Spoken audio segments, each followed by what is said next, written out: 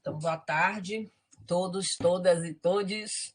A gente está aqui hoje começando nossa atividade muito especial com a presença do queridíssimo, do professor querido para mim, né, Rodrigo Rocha Gomes de Souza, que é uma pessoa muito importante para a nossa comunidade de games, porque ele vai contar um pouquinho dessa história, né, para não me antecipar, mas Rodrigo, ele foi um dos membros fundadores de um grupo muito importante para a Bahia na área de desenvolvimento de jogos, que é o Indigente, especialmente nessa articulação com o desenvolvimento de jogos e a questão do software livre, criação de motores.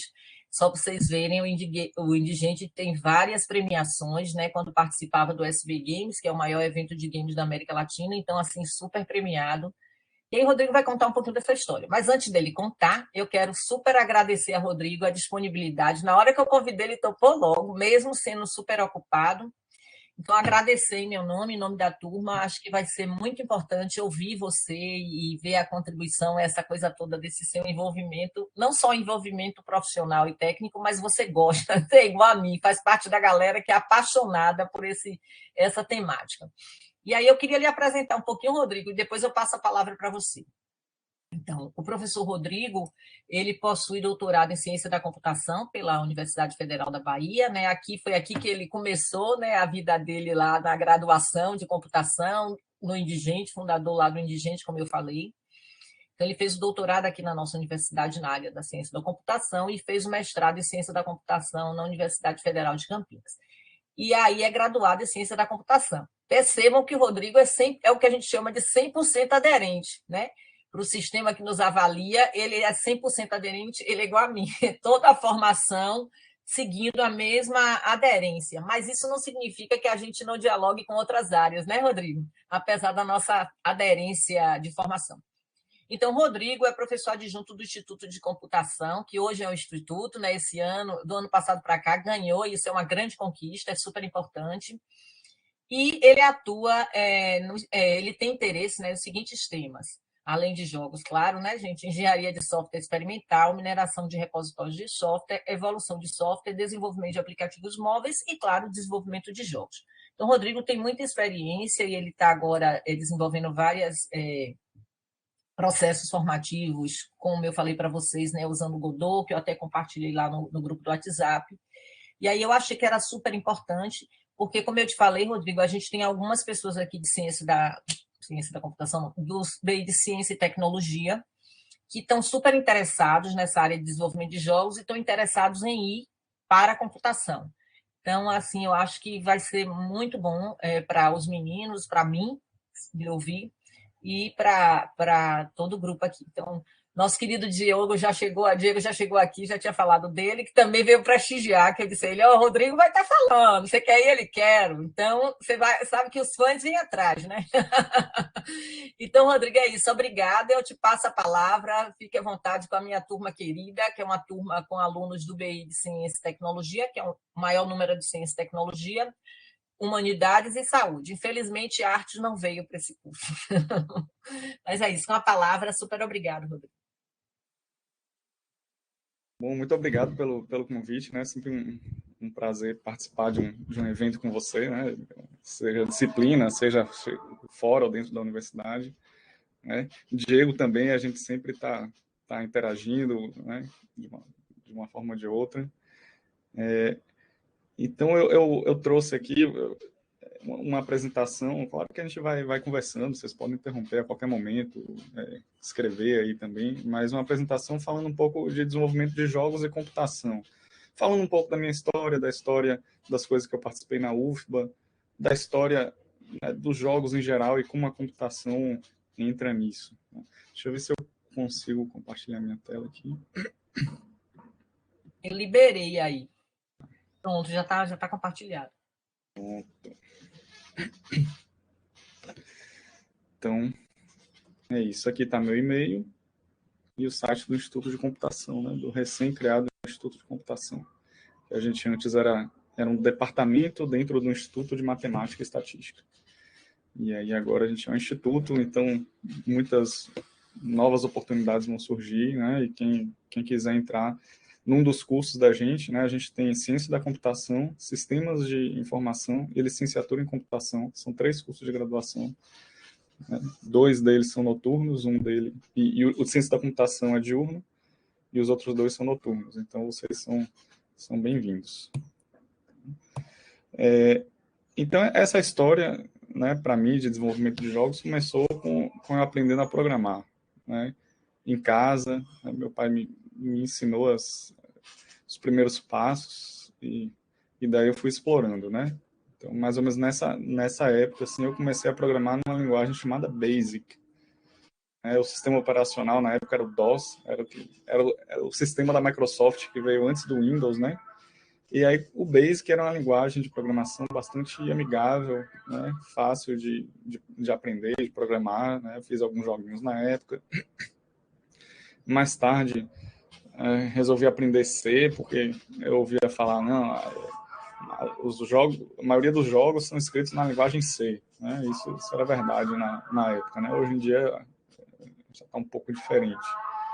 Aí fiz um jogo estilo plataforma, todo bugado, mas que foi uma grande felicidade para mim conseguir fazer isso, né? E aí eu entrei na graduação em 2003, a graduação em Ciência da Computação aqui na UFBA, e logo no início eu encontrei uns colegas que compartilhavam esse interesse em desenvolver jogos. E aí a gente tinha uma aula vaga entre 2 horários e a gente desenvolveu esse jogo chamado Air Rocks, né? Que é uma versão online do jogo Air Hockey, que é aqueles jogos que tem, né, em shopping, que é basicamente como se fosse um futebol, só que de mesa, que você segura ele chama de puck, né, em inglês, e aí você tenta fazer gol no outro. Né? E aí, esse ano, que foi 2004, né, a gente estava ainda no início do curso, né, esse ano aconteceu também o primeiro festival de jogos independentes do SB Games, que é nosso principal evento de desenvolvimento de jogos. Né? E a gente submeteu esse jogo, ficou em segundo lugar nesse festival de jogos independentes. Depois a gente submeteu artigo também, explicando um pouco sobre o desenvolvimento do Airrocks. E daí, né, na época ainda eram assim 3 alunos usando tempo vago para desenvolver jogo, né, e aí logo apareceram outras pessoas que também estavam com projetos, e a gente se juntou, né, num grupo que foi chamado de Indigente, que é uma sigla para Interactive Digital Entertainment, entretenimento digital interativo. E aqui eu vou falar um pouco mais depois, mas a gente desenvolveu um motor de jogos, e aí com esse motor a gente criou um jogo, We Are the Champions, né? uma referência aí à música do Queen, We Are the Champions, só que era um jogo de tiro em primeira pessoa, em que os champignons e as azeitonas lutavam pelo controle da pizza. Esse jogo ficou em terceiro lugar, também numa outra edição do Festival de Jogos Independentes. Foi bem legal que a gente viajou para Recife, né, para apresentar esse jogo e outras coisas lá também. Né? A gente alugou não, a gente foi com o transporte aqui da UFBA, né, lotado de aluno indo lá apresentar e ver também os trabalhos das outras pessoas. Né? Experiência fantástica, né, para quem está aprendendo. Depois da graduação, eu saí, terminei a graduação, fui fazer mestrado na Paraíba, em Campina Grande, e aí voltei, e no que eu voltei, eu vi que tinha uma oportunidade de ganhar dinheiro. E em 2007 foi lançado o iPhone. Né? Em 2008 começaram-se a desenvolver aplicativos para iPhone, surgiu a loja, né, a App Store, que é a loja de aplicativos da Apple, e aí o pessoal estava ganhando dinheiro fazendo aplicativo. Aí eu resolvi também entrar nessa, estudei, desenvolvi. O primeiro aplicativo que eu desenvolvi foi um jogo, né? Sopa de Letrinhas, um jogo basicamente é para você descobrir palavras com as letras que estão embaralhadas, né? Você arrasta aqui para sopa. Então, aqui foi eu em casa com minha esposa fazendo a arte, eu fazendo a programação. E a gente, né, vendeu o jogo, ganhou dinheiro. Depois a gente desenvolveu outros aplicativos também que não eram jogos, né? Mas aqui foi uma experiência um pouco diferente das outras, apesar de ser um jogo mais simples, um jogo 2D, foi um jogo que a gente botou na loja para vender. Então a gente acabou tendo uma exposição a muito mais do que só desenvolver, né? Também teve aspecto de comercializar, de pensar em publicidade, divulgação, né? Caprichar um pouco mais na arte, e até planejar também atualizações do jogo. É uma experiência diferente e bem enriquecedora também, né? Você poder ver e atuar em todo o processo, né? Não só no desenvolvimento. Bom, em 2014 eu já estava fazendo doutorado, e aí um aluno de graduação ele estava querendo organizar um evento lá na UFBA, né?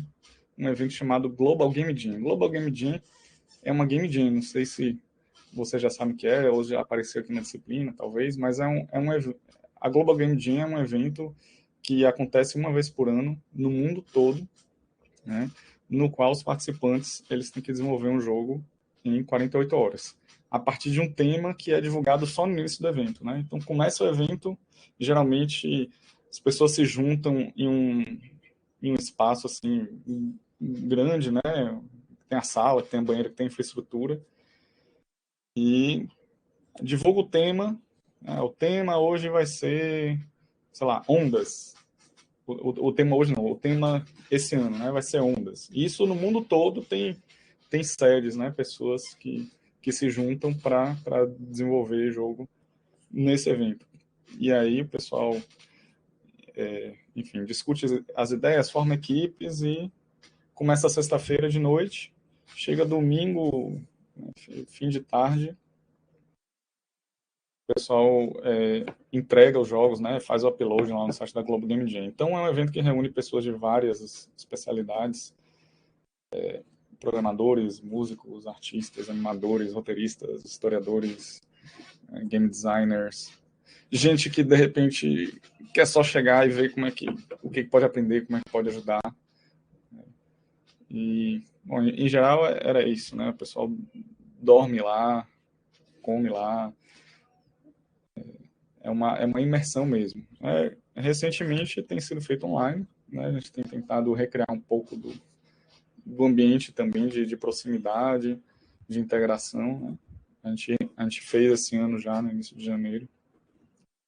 Mas, pois é, esse evento nunca tinha sido feito em Salvador, acho que na Bahia, nunca tinha sido, ninguém nunca tinha criado uma sede, né? E aí um aluno de graduação, ele foi bater na porta da STI, né? Nossa Superintendência de Tecnologia da Informação, falando, ó, tô querendo organizar um evento, mas assim, a gente vai botar estudantes que vão passar 48 horas no local, vão dormir, vão comer, né? E esse espaço aqui da STI é muito bom, a gente quer fazer esse evento aqui, né? Falou com uma pessoa de lá, Claudete, né? Trabalha lá. E aí Claudete, e eu trabalhava lá na época também, e aí Claudete, conhecendo um pouco da minha história, chegou para mim, ó, veio um aluno aqui me procurar querendo fazer esse evento aqui. E assim, a STI, né, não é uma unidade acadêmica, não é um espaço que normalmente tem circulação de pessoas de fora, é só o pessoal que trabalha lá, né? É um pouco mais restrito, mais fechado da universidade. Mas ela falou, ó, o que você acha? Você acha que dá para fazer? Você se responsabilizaria? Né? Estava trabalhando na STI e fazendo doutorado. Eu falei, tá, vamos fazer. E assim nasceu a primeira sede da Global Game Jam na Bahia, né, que a gente chamou de FUBA Jam. E aí, desde então, a gente tem organizado todo ano esse evento. Né? A gente já organizou na STI, no Estudo de Matemática, no PAF 5, provavelmente outros lugares aí também. eu não vou lembrar, né? Algumas edições eu me envolvi mais, outras menos, mas é um evento, sem dúvida, que vale muito a pena para quem quer ter experiência mesmo de desenvolver um jogo, ainda que num ambiente um pouco mais restrito, né? Com tempo curto, mas você conhece pessoas e interage e aprende.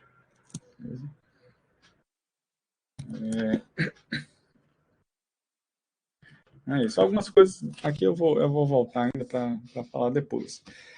Aí, assim, eu queria trazer um pouco de jogos e computação, né? Onde é que a computação entra nisso? Claro, entra, quando a gente fala de jogos digitais ou jogos eletrônicos, né, dá para ver que computação é uma parte importante disso, né? Mas é interessante a gente ver a história para entender como as coisas acontecem, quais são as oportunidades, o que, é que pode acontecer no futuro, né?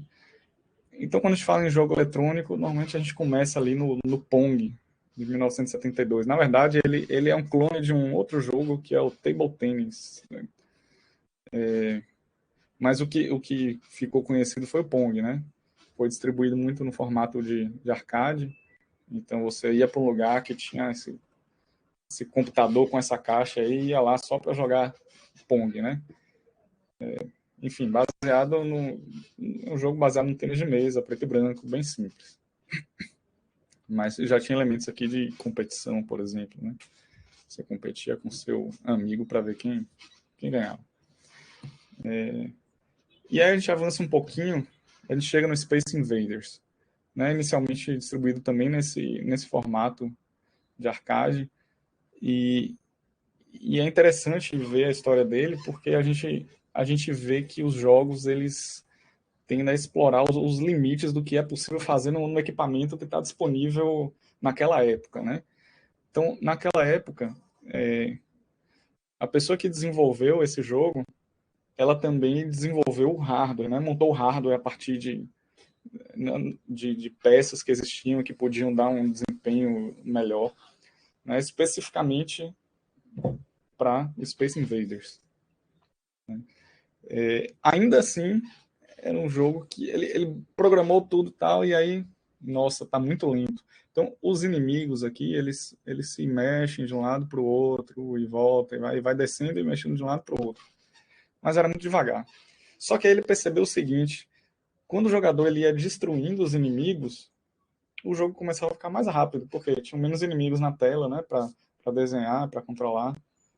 Então, com muitos inimigos, o computador não dava conta, ficava lento. Com poucos inimigos, aí o desempenho ficava bom. Aí você poderia pensar, não, então vamos fazer um jogo que só tem 5 inimigos e pronto, né? Poderia ser uma saída, mas a saída que o autor achou foi o seguinte: não, isso aí é uma funcionalidade do jogo. Ele começa assim, mais fácil, e à medida que você vai avançando no jogo, vai ficando mais rápido, né? E mais difícil. Então ele transformou uma limitação em uma vantagem, né? E ficou muito bom, na verdade, né? E a outra coisa que vocês podem ver aqui é um jogo colorido, né? Tem branco, preto, verde. Só que, na verdade, a tela que tinha, o hardware era preto e branco. Então, pensando, né, nesse formato aqui de arcade, a solução foi o seguinte: a tela era preta e branca, mas aí se botava um papel celofane aqui, é um plástico, né? Um plástico verde, semi-transparente aqui, nessa região, para poder essa parte ficar verde, né? Isso funcionou porque os inimigos, eles nunca chegam aqui, nessa parte. Então tem uma separação clara, né? Entre os inimigos e o resto. Então, os obstáculos aqui sempre eram verdes, os inimigos sempre brancos. Aqui também tinha um celofane. E, bom, aí veio o primeiro console assim, super popular, né? O Atari. Permitia você trazer esses jogos para dentro de casa. Você não precisava sair de casa para jogar, né? Então, logo 2 anos depois, foi lançada a versão para Atari. E, enfim, foi um grande sucesso. Estou trocando aqui só para ver se alguém está escrevendo alguma coisa. Se deixar, que eu vou mediar, Rodrigo. Se eles Então escreverem. beleza. Então, perfeito. Porque às vezes é complicado administrar, né? As duas coisas. Se eu tivesse com 2 monitores aqui, eu até conseguia, mas aí eu fico sem ver. Beleza. Já temos uma mãozinha aqui levantada, João Pronto, Henrique. então, E João, deixa eu contar a história de João, viu, João? Já vou contar. Depois eu te digo que eu já liguei para o Sebrae. João está afim de criar, eu disse a ele que eu ia conversar isso com você, de criar uma empresa júnior na área de jogos. Então, vou passar a palavra aqui para João falar com você. Pode falar, João. Ah, é sobre. Tô com essa ideia aí, mas ainda não saiu do papel, não. Mas vai sair. Hoje eu já liguei para o É. Sebrae, depois eu mando um áudio particular. Não, eu só queria. Com a história que o professor contou aí do Space Invader, né? Que com a limitação, que meio que virou a dinâmica do jogo, eu lembrei da história do GTA, que o GTA era para ser um jogo de policial, aí com um bug, os policiais começaram a perseguir o jogador. E o pessoal que estava desenvolvendo achou muito mais divertido isso. Aí meio que o jogo se transformou nisso. Negócio de polícia e ladrão, assim, por causa de um bug, né? interessante. Essa história eu não conhecia, não. Mas muita coisa nas invenções humanas e na ciência vieram de acidentes né, que foram aproveitados, né? Sem dúvida. E isso sinaliza também a importância de prototipar e testar. Legal. Sobre a empresa Júnior, achei a ideia, interessante a ideia. Não entendo muito de empresa Júnior, mas a gente tem a empresa, a Info Júnior, né, no Instituto de Computação. De repente, você pode conversar com o pessoal também. Hoje eu liguei para o Sebrae, né, para falar com o Zé. E aí o Zé falou que o Sebrae não está nesse segmento, mas ele me passou o contato do menino que dá esse suporte. Aí, mas quem faz, na verdade, são os alunos, ele tornou a me explicar, e o professor entra como tipo uma assessoria, não é?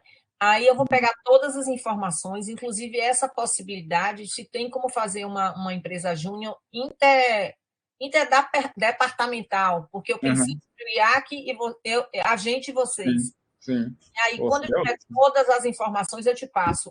Eu liguei para o menino, ele não atendeu, mandei uma mensagem, estou aguardando o retorno. Assim que tiver qualquer coisa, eu te passo, viu? Legal, legal. Beleza.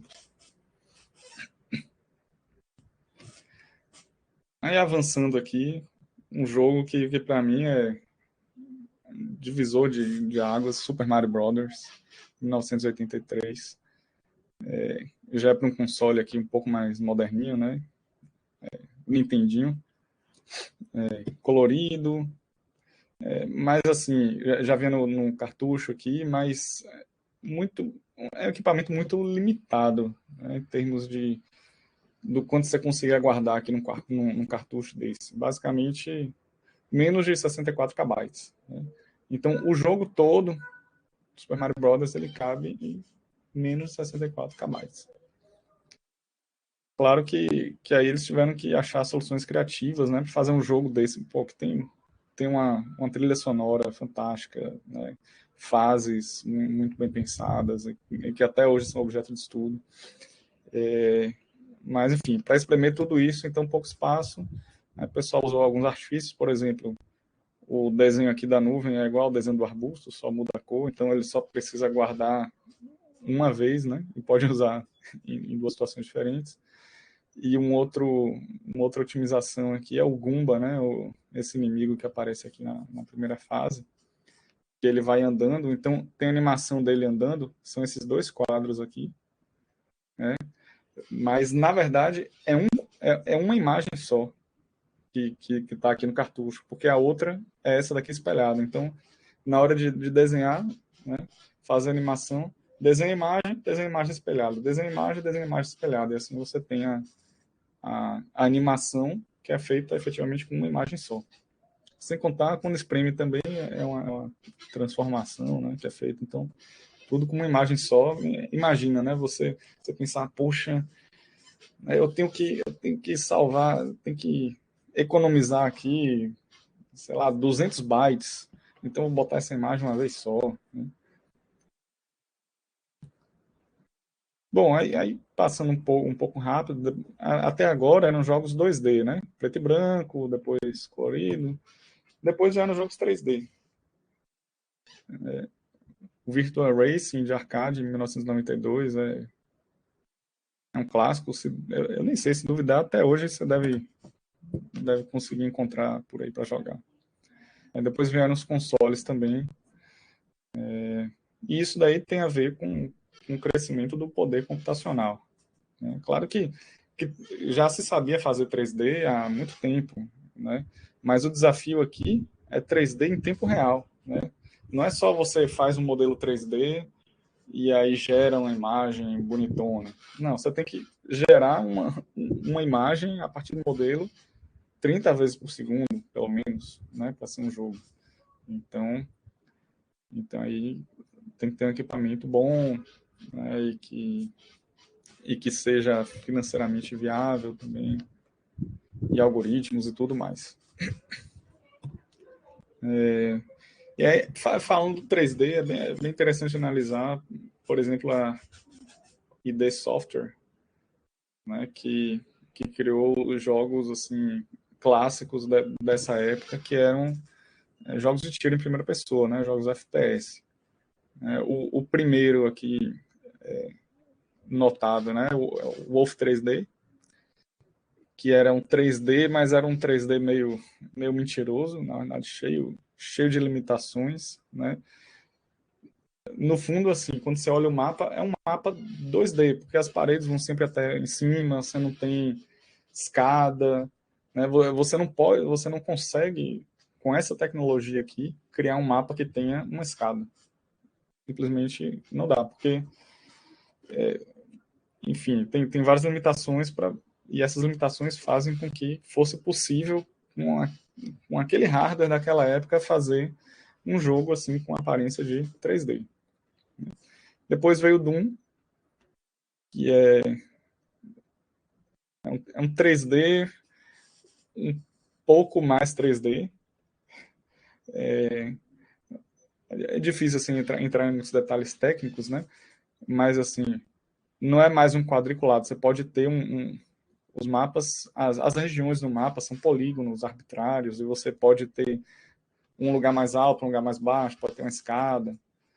Mas, por exemplo, você não pode ter uma sala debaixo da outra, tá? Por causa da forma como é feito aqui, né? E você não consegue olhar para cima e para baixo. Então, o Doom já é considerado 3D real, assim, mas não é tão 3D, por exemplo, quanto Quake, que veio depois. Aqui no Doom, por exemplo, os inimigos, eles não são 3D. Eles são 2D, né? Eles são uma imagem, só que, na verdade, são várias imagens. Tem a imagem do inimigo de frente, um pouquinho virado para o lado, mais um pouquinho para o lado, totalmente de lado, um pouquinho, né? Então, dependendo do ponto de vista do jogador, né, o jogo ele desenha uma imagem diferente, né, para dar a ilusão de que é 3D. E em 96 aí veio o Quake. Quake é dessa linha aí, o primeiro jogo realmente 3D, né, totalmente 3D. Os inimigos eram 3D, você consegue olhar para cima, para baixo, você pode ter uma sala embaixo da outra, né, 3D sem essas limitações dos outros jogos.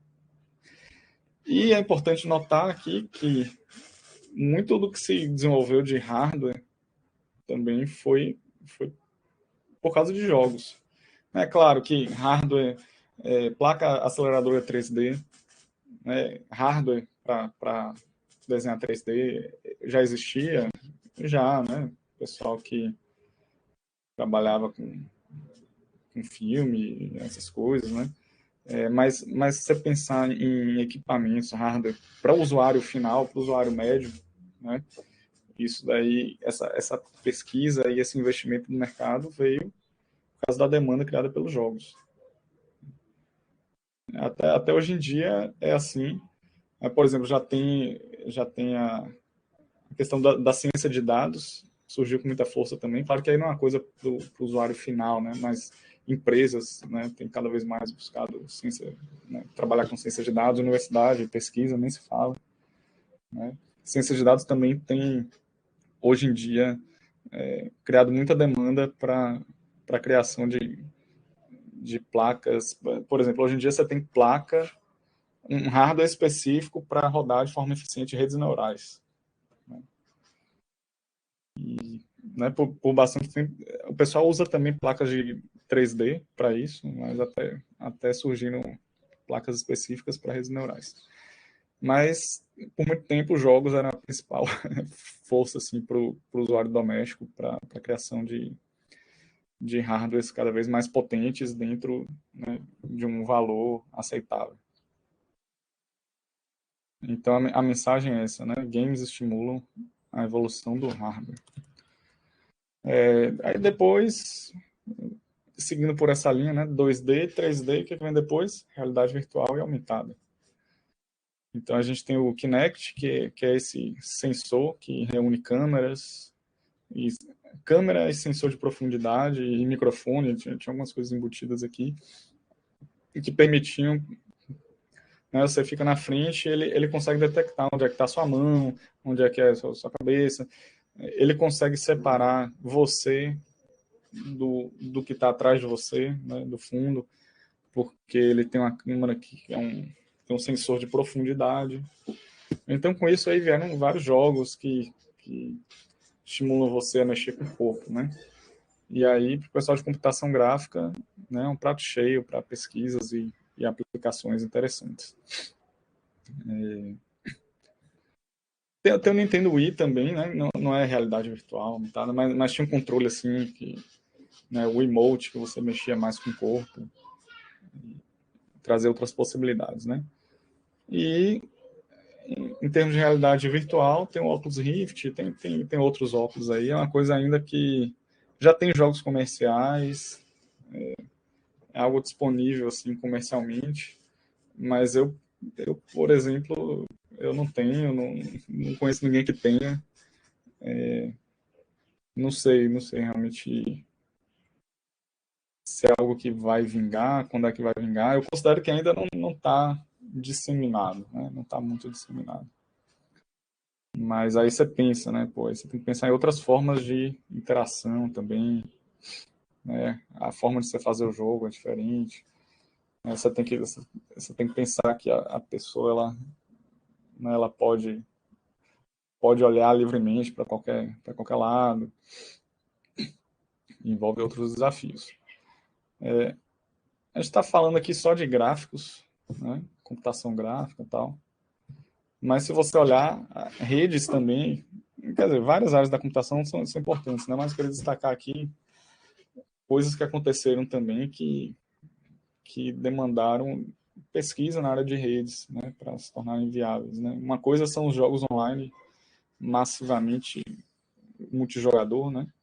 Os MMOGs, ou geralmente é RPG, né? Então ficou mais conhecida a sigla MMORPG.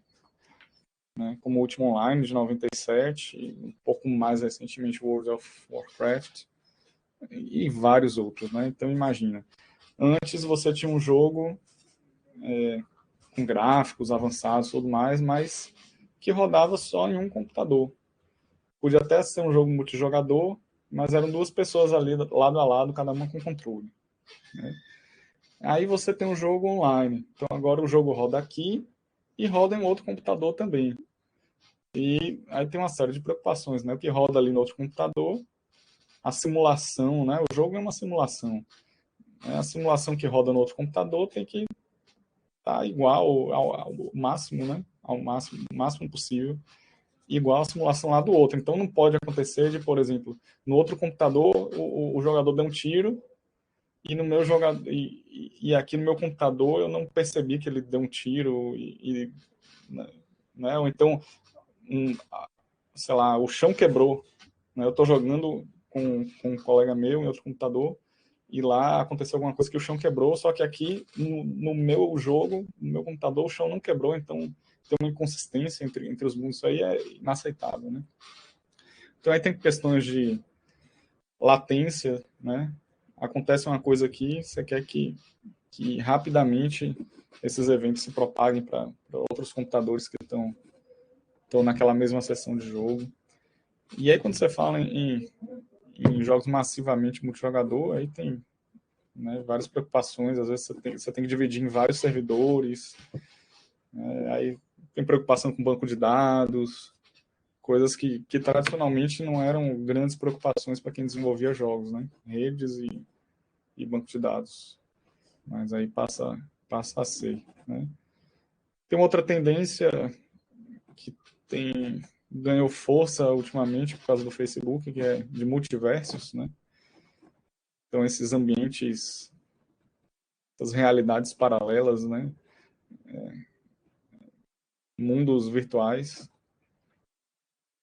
Em 2003 já tinha uma coisa assim forte, que foi o Second Life, mas o Second Life meio que teve um grande destaque, depois meio que sumiu, e agora o Facebook está querendo reviver essas coisas aí, mas usando também óculos de realidade virtual. O Roblox eu botei aqui, é um ambiente desse que, né, as pessoas se encontram nesse mundo virtual e criam jogos dentro desse mundo, né? Interessante também. E algo que também há bastante tempo se quer fazer, se tenta e tal, mas até agora não sei.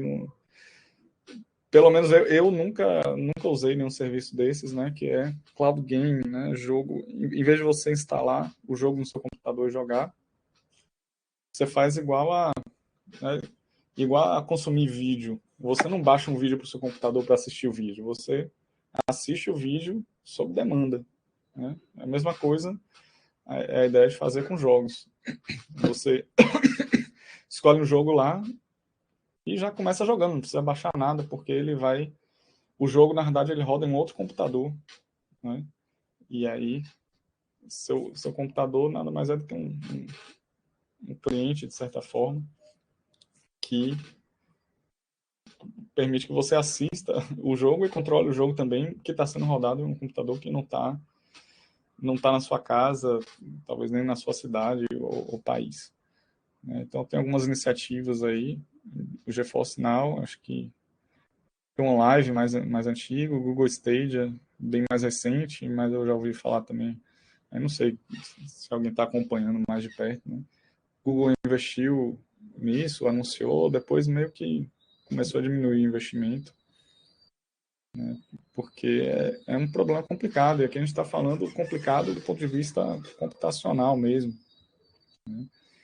Então tem vários problemas, várias dificuldades. Jogos, muitos tipos de jogos, né? Jogos de ação, você não pode ter latência, ou seja, se você aperta um botão, você quer que a ação correspondente aconteça naquela hora, não um segundo depois. Imagina, você está jogando Super Mario ou algum jogo de plataforma. Você está correndo, aperta o botão para pular, e aí, em vez de pular na hora, ele pula daqui a um segundo. O que vai acontecer? Você caiu no buraco, morreu, acabou o jogo, né? Então, isso não pode acontecer. E se você pensar, né, que o jogo ele vai estar rodando em outro computador que vai estar se comunicando com o seu via rede, né, você tem esse problema de latência. As coisas não são instantâneas, né? E aí a última coisa que eu vi, parecia até uma notícia de 1º de abril, é que o pessoal estava pesquisando para fazer uma coisa que eles chamaram de latência negativa. Ou seja, antes de você apertar, né? Porque a situação que eu estou falando é, você aperta o botão, daqui a um segundo ele pula, né? Tem uma latência. O que seria a latência negativa? Né? Você está correndo e antes de você apertar o botão de pular, o personagem do jogo já pulou. Né? Parece piada, e se eu não apertar o botão, né? O que acontece? É como se eu não estivesse mais jogando, agora o jogo joga sozinho, é isso? Não, não é nada disso. O que acontece? O servidor lá, vamos dizer que eu estou rodando aqui no Google Stadia, né? O jogo está rodando no servidor lá da Google. E qualquer comando que eu dou demora, vamos dizer, um segundo é muito, né? Sei lá, 100 milissegundos para chegar lá no Google, para poder controlar o jogo que está lá no Google. Então, o que ele faz? Ele roda o jogo e ele tenta prever quando você vai apertar o botão. E aí ele já roda o jogo como se você tivesse apertado aquele botão, né? E aí, quando chega para você o resultado, né?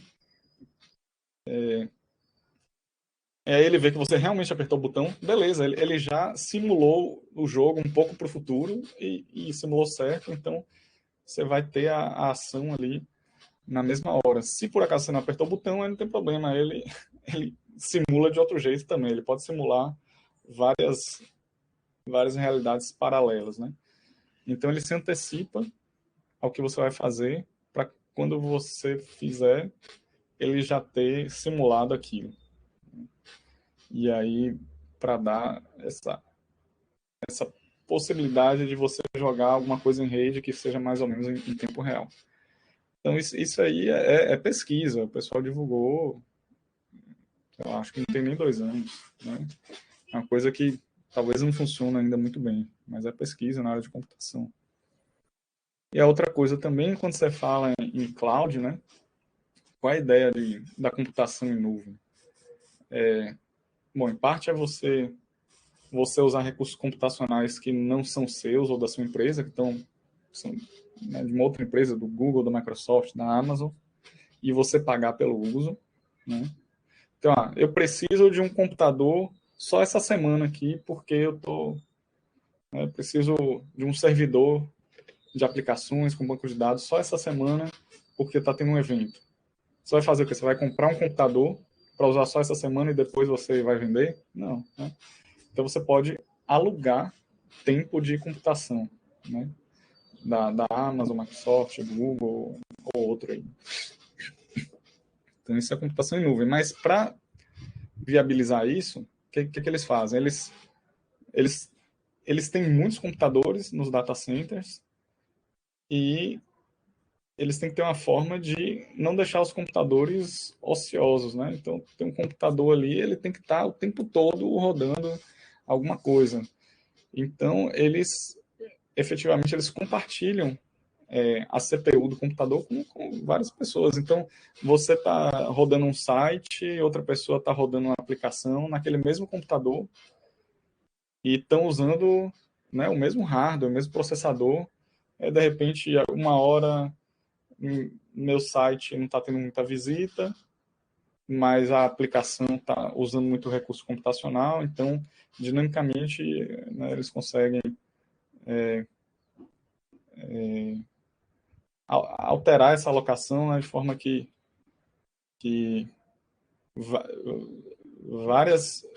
vários processos ou várias aplicações rodando no mesmo computador, você consegue usar de forma mais eficiente o computador, né? Do que se eu tiver um computador para cada, e às vezes um vai ficar ocioso, o outro vai precisar de mais computação, mais poder computacional.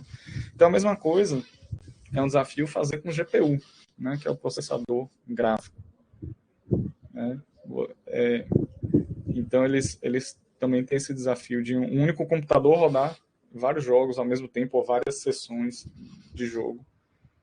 Né? Porque hoje em dia o padrão, pelo que eu li, é assim, você está usando um serviço desse, você está com um computador, por exemplo, da Google, para você enquanto você estiver jogando, só seu. Né? E aí isso é um desperdício de recurso. Né? Então, como compartilhar o processador gráfico entre os jogadores? É um desafio. Rodrigo, Bruno Barbosa, porque tem 2 Brunos aqui, ele levantou a mãozinha para perguntar, eu vou passar a palavra para ele, e João Henrique, quando você estava falando, ele lembrou do xCloud também, viu? Certo. Pronto, Bruno. Pode ir lá, Bruno, meu filho.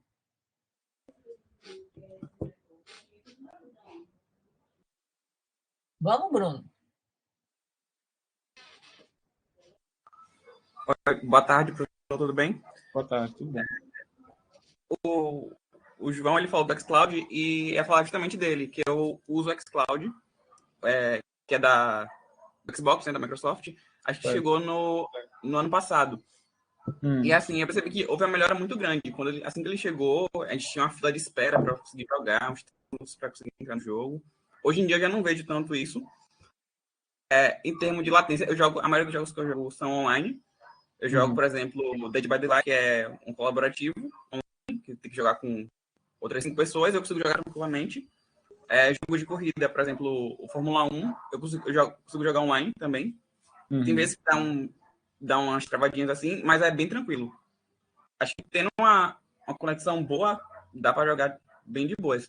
Mas a minha dúvida é se o senhor vê a questão, por exemplo, hoje em dia a gente está vivendo uma dos semicondutores, dos microchips. Você acha que o cloud game seria uma alternativa? Ou eles poderiam tirar de uma situação como essa a oportunidade de crescer? Já que, por exemplo, os consoles, e até se você quiser montar um computador, está muito caro hoje em dia? Eu perdi um pouco da sua pergunta aí, porque cortou. Você falou que o que seria uma oportunidade? Se, por exemplo, a crise dos microchips, dos semicondutores, seria uma oportunidade para esses serviços crescerem? Boa pergunta. Eu nunca tinha parado para pensar nisso.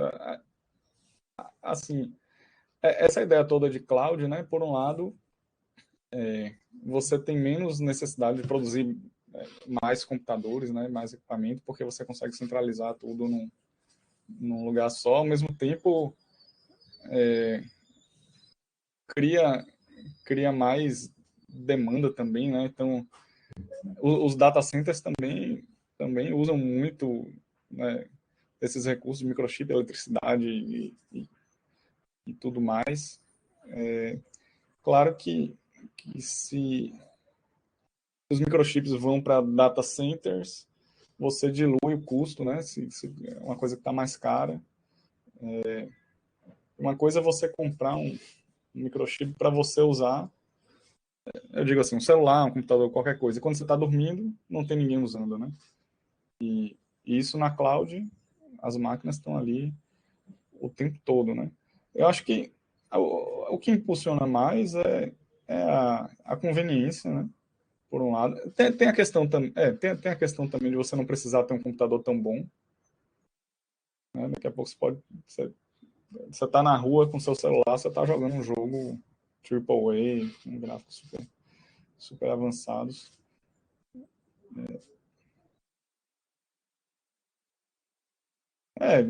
Sem dúvida é uma força também, né? O custo dos equipamentos. É difícil falar do futuro, assim, né? O que aconteceu com vídeo, por exemplo, e com áudio, né? Com áudio primeiro, com vídeo depois. As pessoas tinham coleções de discos, LPs, depois de CDs, né? Tinha que comprar um armário em casa, às vezes tinha que comprar uma casa nova só para botar aquele tanto de CD. E hoje em dia ninguém compra CD. Quase ninguém compra CD ou nada disso, né? Mas aí cria uma situação que você deixou de ser dono daquelas coisas que você está consumindo e efetivamente você está alugando, né? Até a Steam, por exemplo. Né? Tenho muitos jogos na Steam, comprei o jogo na Steam, mas por mais que não seja, né, cloud gaming, é um pouco parecido com aluguel, porque se a Steam decide que eu violei alguma coisa das regras deles, eu paro de ter acesso aos jogos que eu comprei na Steam. Então, até o que eu comprei não é meu mais, né? Imagine esses serviços on demand. Né?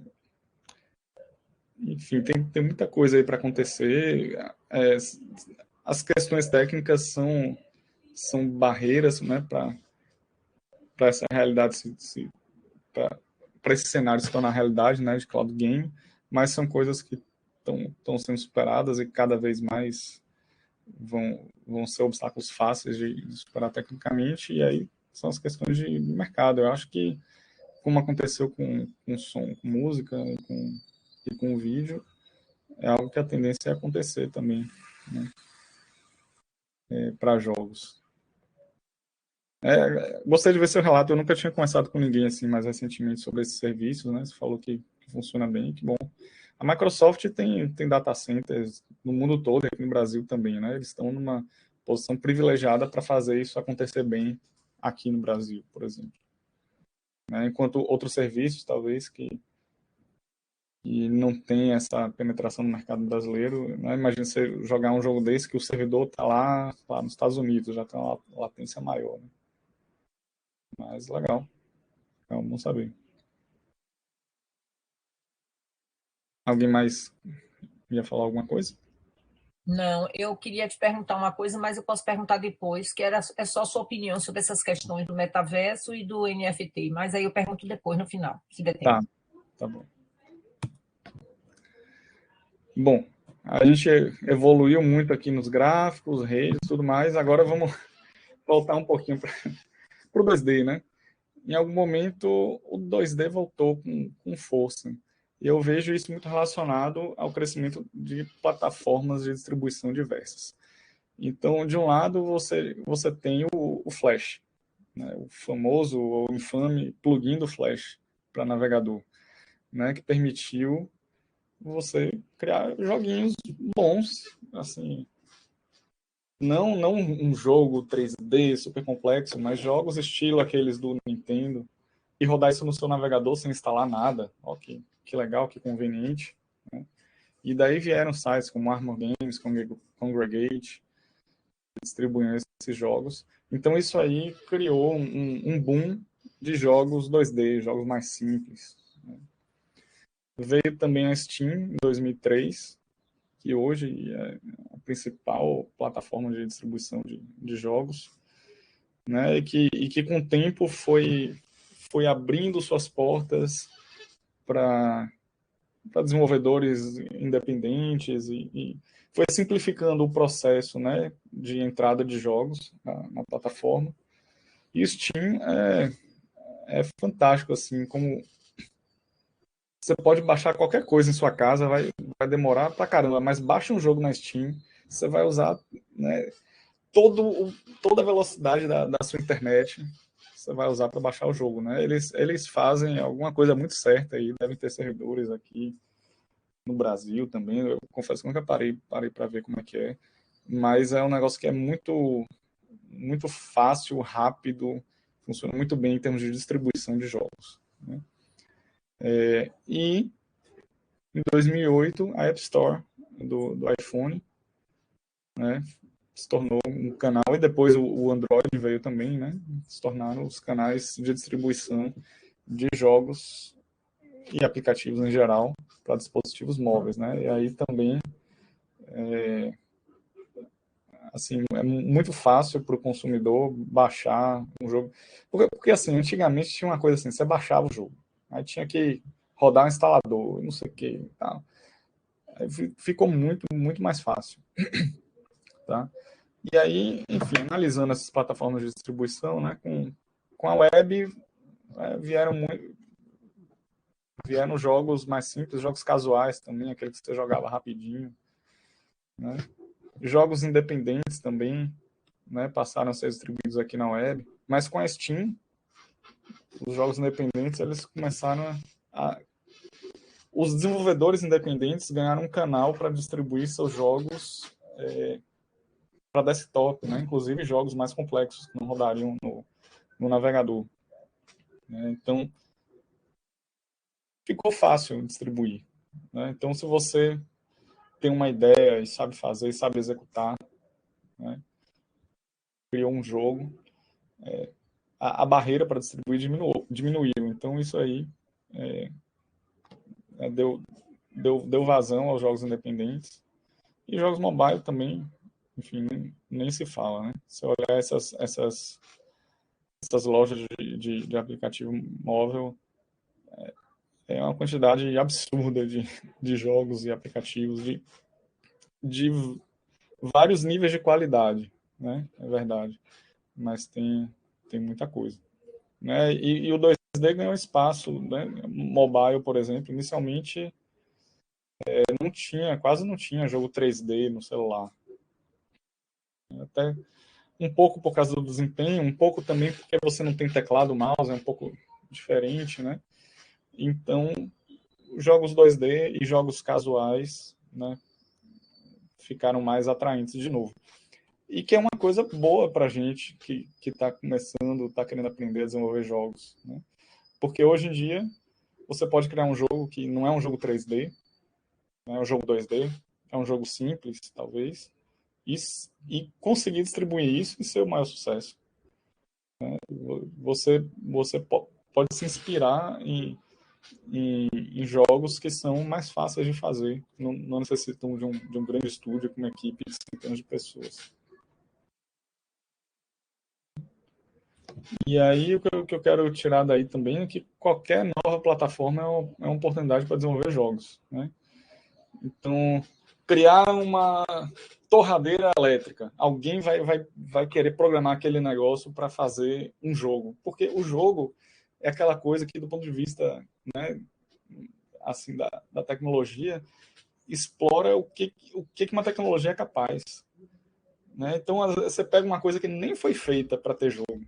Você bota um jogo ali, nossa, eu não sabia que essa tecnologia podia fazer isso, né? Isso aconteceu com todas as tecnologias que surgiram, né? Celular não foi feito para ser videogame, para rodar jogo, né? Mas hoje em dia, enfim, celular é melhor que muito computador de antigamente e roda muita coisa. Mas no início, né, era necessário explorar ali os limites daquilo. Jogo para televisão, jogo para smartwatch. Aqui eu trouxe um exemplo. Dá para fazer um jogo para Excel, né? Esse aqui eu nunca vi, não sei se. Não sei até que ponto é que ele funciona, não, mas o jogo é sensacional para explorar os limites, né, de uma tecnologia. Bom, então essa é a minha breve história aqui de jogos e computação. Falar um pouquinho de motores de jogos, né? Um motor de jogo né, o pessoal conhece muito também pelo termo inglês, né, Game Engine. É um software, uma tecnologia, né, que permite que você desenvolva jogos. Tá? De maneira bem simplificada aqui. Espera aí, um momento. Rapidinho.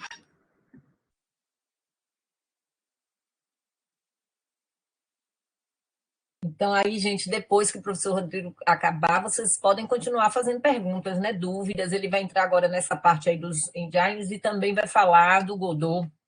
Então, as perguntas que vocês tiverem, principalmente o pessoal aí da computação, que tiver da computação, quer dizer, da ciência e tecnologia, que tem interesse na parte de computação, pode perguntar, mas todos podem perguntar também, né? Porque é importante, mesmo que vocês sejam, por exemplo, de arte e queiram trabalhar na indústria, é importante conhecer esses engines, né? E para quem não tem interesse no desenvolvimento, tem interesse de conhecer, de saber, né? Estava só fazendo um encaminhamentozinho. Beleza.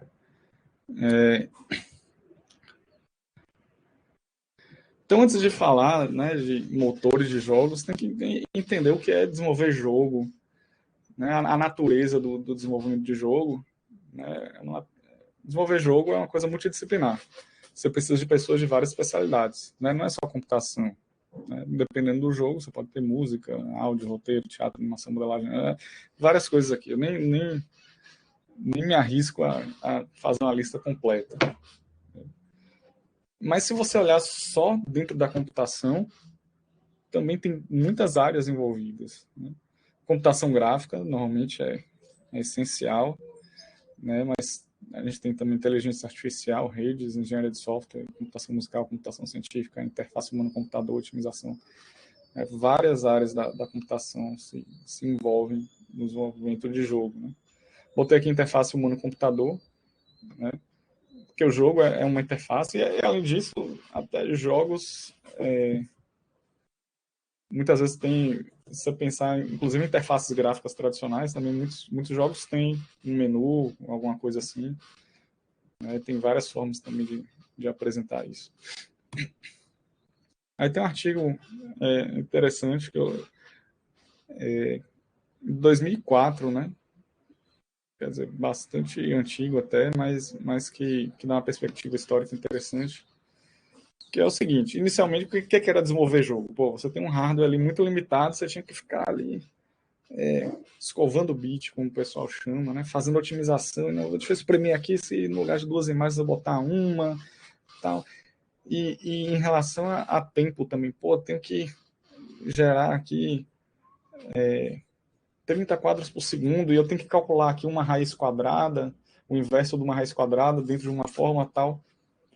Se eu achar uma função aqui que me permita calcular isso mais rápido, né? Aqui é um exemplo real, não lembro, acho que foi algum jogo desse aí da ID Software que o cara descobriu uma forma de calcular o inverso da raiz quadrada de forma aproximada, mas muito mais rápida do que se fazia antes. Então, isso aí permitia você fazer muito mais contas dessa por segundo, né? E gerar todos aqueles gráficos ali várias vezes por segundo. Então, o desenvolvimento de jogos era muito isso, né? Esse detalhezinho, otimização. Se pegar um jogo aqui, 2D, né?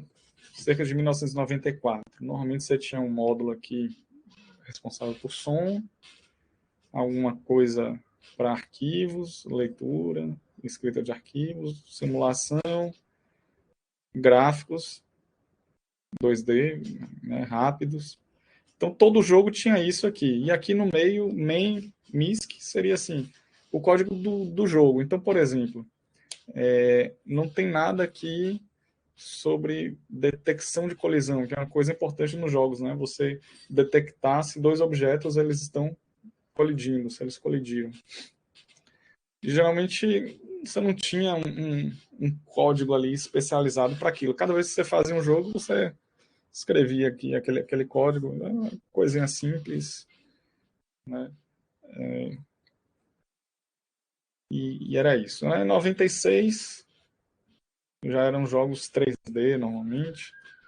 Aí você tem que ter um módulo de renderização 3D, simulação, detecção de colisão começou a ficar mais complexa, né, no mundo 3D, então passou a ser algo maior e que merecia um módulo próprio.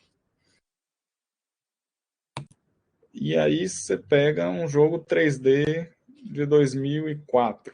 Aí, né, são coisas muito mais, jogos muito mais complexos, elaborados. Então, enfim, começa a ter muito mais coisa aqui.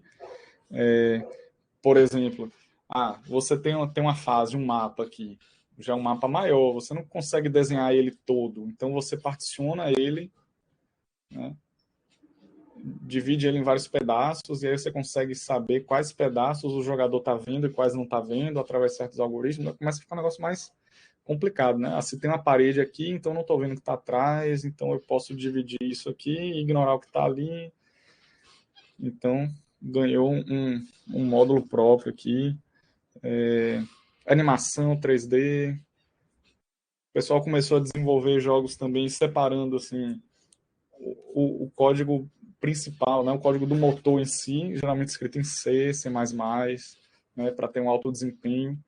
Mas a lógica do jogo, às vezes o pessoal começou a escrever em outra linguagem, né, uma linguagem mais simples, uma linguagem de script como Python, Lua, outras. Por quê? Porque isso permitia que de repente até game designers pudessem mexer naquele código que era mais simples, né? Permitia que você conseguisse mudar alguma coisa ali, ver o resultado na hora, sem precisar compilar, enfim. Então foi feita também essa divisão, né?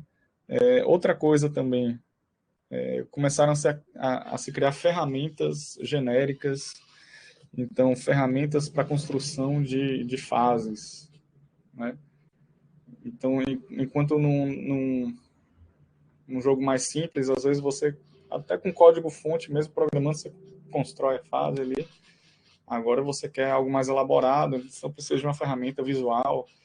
E as ferramentas de modelagem 3D, na época, não eram voltadas para jogos. Então qual é a diferença? Por que essas ferramentas de modelagem não serviam? Porque o jogo você tem que mostrar, né, desenhar os gráficos ali, ou seja, renderizar o modelo 3D várias vezes por segundo. Então você não está preocupado só na geometria das coisas, mas também em certas otimizações, né? E as ferramentas de modelagem 3D não foram pensadas para isso. Então surgiram, né, por exemplo, vou falar depois, tinha um do motor chamado Unreal, né? Ele existe até hoje, mas uma das primeiras coisas que eles disponibilizaram para o público foi um editor de mapas, né, do Unreal, que depois dava para você usar para fazer outros jogos também, né, que tratava de toda essa questão de particionamento do espaço, questões de de computação.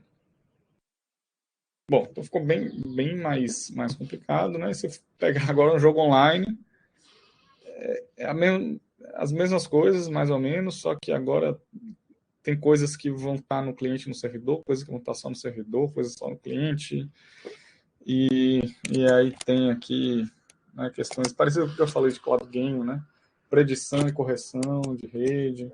Então tem técnicas de você tentar simular o jogo baseado no que você acha que está acontecendo, mas de repente a rede caiu, o jogo tem que continuar rodando, né?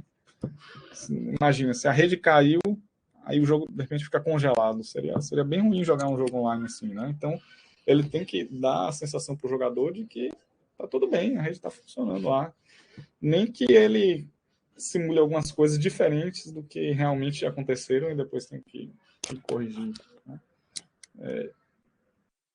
Enfim, aí entra banco de dados, entram várias coisas, né? O jogo online, muitas vezes, você atualiza o jogo, você atualiza o servidor do jogo online, então você tem que atualizar também o cliente, né? O jogo que roda ali no computador do jogador. Então você tem que ter formas de sincronizar essas atualizações, vira um sistema muito mais complexo, né? E isso aí justifica o seguinte, que imagine se cada vez que você fosse fazer um jogo, você fosse programar todas essas coisas. Que são coisas que todo jogo tem, ou muitos jogos têm, né? Então, o natural foi que essas funcionalidades que são comuns a vários jogos foram sendo reunidas, né, em bibliotecas de código, né, em frameworks, e em jogos normalmente a gente chama de motor, né, principalmente quando é algo mais elaborado, que reúne várias funcionalidades. E basicamente é uma coleção. Quando você desenvolve para um motor, você usa uma determinada linguagem de programação que foi determinada ali pelo motor, com certas bibliotecas de física, de áudio, disso, daquilo. Então é um arcabouço, uma infraestrutura para você desenvolver jogos, né? Sem ter que reescrever todos esses algoritmos aqui de detecção de colisão, de predição em rede, de animação e tudo mais.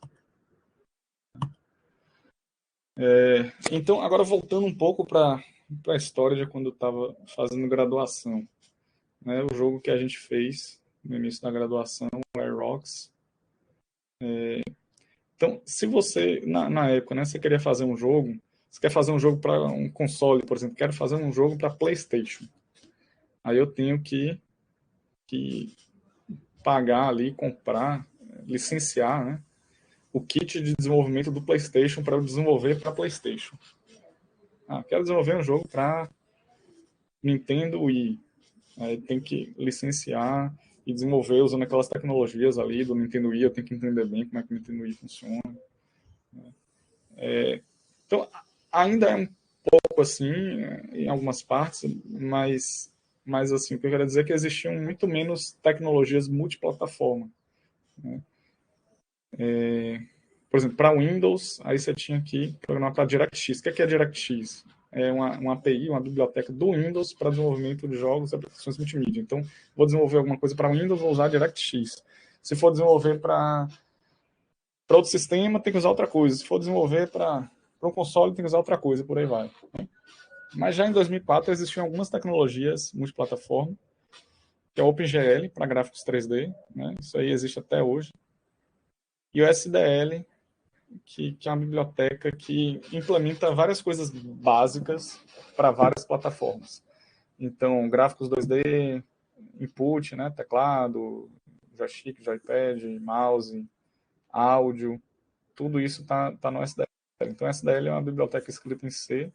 Você escreve seu programa usando SDL e depois você pode compilar para Windows, Linux, Mac, browser, consoles, várias coisas. É a base de muitas tecnologias até que a gente tem até hoje.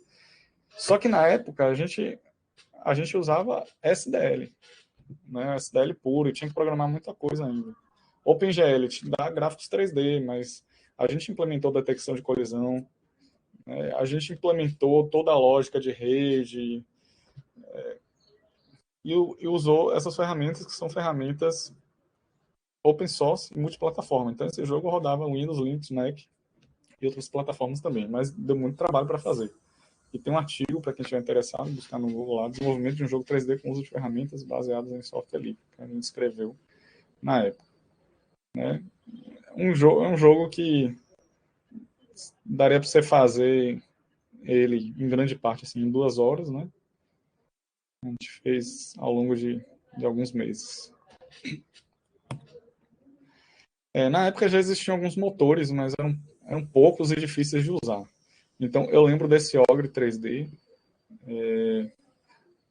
Aí, o que acontece? As grandes empresas de jogos, ID Software, Epic Games, né, desenvolviam vários jogos, eles desenvolviam os motores, e os jogos eram motores que eles usavam nos jogos deles. Não eram motores que eles deixavam outras pessoas usarem. Ou, às vezes, até deixavam, mas era assim, um esquema de licenciamento super caro, né? Um outro estúdio de jogos quer desenvolver um jogo tal e quer usar o motor da Epic Games. Beleza, $1 milhão, sei lá.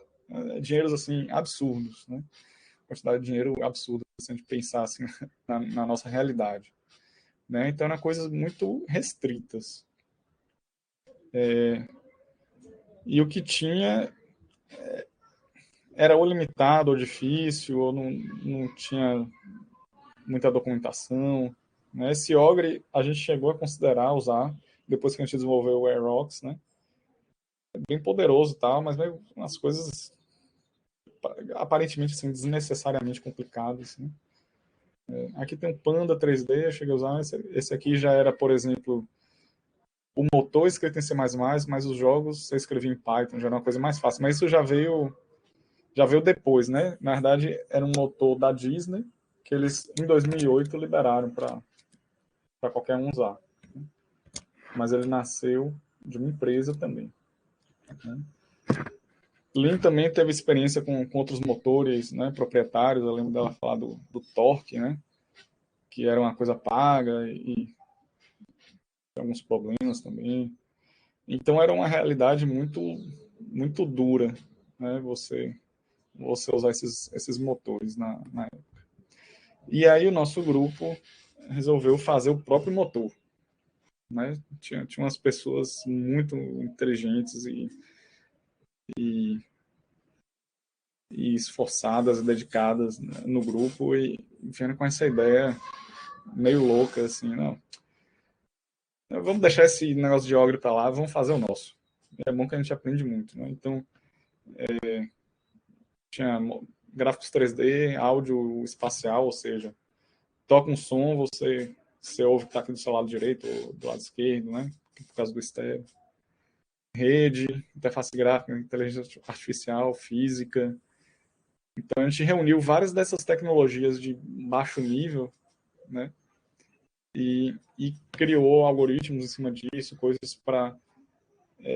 porque, assim, ó, SDLNet, uma biblioteca básica para rede. Né? Mas eu quero usar para jogo. Aí tem várias coisas que você tem que pensar num jogo, né? De pré-edição e outras coisas. Então, a gente escreveu todo esse código aqui. Gráficos 3D, OpenGL. Ok, você diz assim, ó, tem um triângulo aqui, dessa cor, com essa textura, tal, desenho, beleza. Ele vai lá e desenha. Mas quando você está trabalhando com jogos, você pensa em coisas do tipo, poxa, eu tenho uma fase enorme aqui, mas tem uma parede, então não estou vendo o que tem atrás, eu não preciso desenhar o que tem atrás. Isso o OpenGL, essa otimização o OpenGL não te dá. Né? Então, a gente escreveu o código dessa lógica. Né? Enfim, são algoritmos conhecidos de computação gráfica. A gente tinha um livro, Matemática para Desenvolvimento de Jogos, alguma coisa assim, não lembro agora, né? Muitas matrizes, muita multiplicação de matrizes, vetores, muita matemática lá, coisas de física também, né? A gente implementou física. Então, a gente pegou bibliotecas, fazendo coisas específicas e reuniu todas num motor. E aí, por exemplo, nesse motor você criava um personagem, ele já vinha com uma câmera, ele já vinha com áudio, já vinha com a física, já vinha tudo isso, né? Então, você escrevia pouco código e já vinha com muita coisa. Então, tem um artigo também falando um pouco, um artigo curto, né? Falando um pouco do desenvolvimento desse motor. Por volta aí de 2004, 2005. E teve o jogo Yard the Champions, que a gente fez com ele. Teve um passeio virtual no PAF 1. Então, teve uma recepção, mais de uma, eu acho, recepção aos calouros na UFBA, que aí a gente exibia lá o PAF 1 e você caminhava por dentro e tal, e rodava usando esse motor. Então, assim, oportunidade de aprendizado aqui fantástica, né? Principalmente para quem gosta mesmo né, de estudar algoritmos, de computação gráfica, algumas outras áreas aqui, você conseguir implementar e aprender bastante. Né? Mas é uma coisa muito trabalhosa, né? Com o tempo, as pessoas foram perdendo interesse pela construção desse motor, e também apareceram alguns motores poderosos e gratuitos, né? Então, o primeiro aqui que apareceu foi o Unity em 2005. Então, isso foi até um colega da gente que escreveu muito código aqui do INGE. Ele depois foi fazer um mestrado fora, na área de jogos, né, trabalhou lá em algumas empresas. E aí, quando ele voltou para visitar a gente, ele falou: rapaz, tem esse Unity aqui, ó, é de graça, isso aqui é sensacional. Ele já vem com o editor, você monta ali sua cena, aperta o botão de rodar, negócio fantástico. E isso a gente já estava desenvolvendo um projeto lá, usando o INGE, estava tendo problema pra caramba, porque tinha que implementar coisas no INGE que não estavam implementadas ainda. E hoje em dia, Unity domina assim, o desenvolvimento de jogos, em geral, principalmente jogos independentes também. Ele é um motor gratuito, se sua empresa tem uma receita anual de menos de $100 mil, né? Ou seja, você ganha menos de $100 mil por ano, você pode usar ele gratuitamente, publicar seus jogos, só que aí os jogos vêm com a tela de abertura assim, feito com Unity, não sei o que e tal. Ou aí você pode pagar, tem vários planos, várias assinaturas, né? Chega até valores aí mais caros, aí realmente para quem está ganhando dinheiro com isso, né? Então, é um motor hoje em dia que todo mundo estuda, todo mundo usa. Por quê? Porque ele é usado na indústria, né, profissionalmente, para fazer jogos que você joga e admira. Então, ele tem todo esse poder, né, gera jogos para tudo quanto é plataforma. Ele tem uma loja de assets, né, imagens, scripts, várias coisas, modelos. Né, tem muita gente que cria conteúdo e coloca lá e vende, você pode comprar, às vezes é barato. Então, às vezes, até jogos comerciais que você vê aí. Ou, por exemplo, você está numa empresa desenvolvendo um jogo, e aí tem que criar, sei lá, árvores, não sei o que e tal. Você vê que, pô, vou gastar aqui 2 meses só criando árvore para o jogo, enquanto pessoas aqui já criaram árvores de altíssima qualidade e tal, e estão vendendo ali por $100, que seja. Pô, $100 é muito dinheiro, mas assim, pense o quanto você vai gastar pagando alguém para trabalhar 3 meses para você para criar árvore. Né? Então, muitas vezes os jogos eles até misturam, né, esses assets que você compra daí, prontos, com coisas que você desenvolve você próprio, né, scripts e tudo mais. Então, é um grande sucesso. Unreal é um motor bastante antigo. Isso aqui para jogos 2D, 3D, faz de tudo. Tá? Unreal, na mesma linha, é um motor mais tradicional, antigo, né, da Epic Games. Existe desde 95, só que existia só internamente. E aí eles começaram a licenciar, mas assim, o negócio custava muito dinheiro. Né? E aí depois foi ficando mais barato, tá? E aí, no final das contas, com esse negócio do Unity também, eles resolveram, não, vai ser de graça. Então, você chega lá, baixa e tá fazendo seu jogo usando Unity, usando as mesmas coisas que que os grandes estúdios estão usando. Né? Mas é um de graça, assim, não é totalmente de graça, né? Aí quando você publica um jogo, você tem que pagar uma porcentagem do que você ganha para eles, né?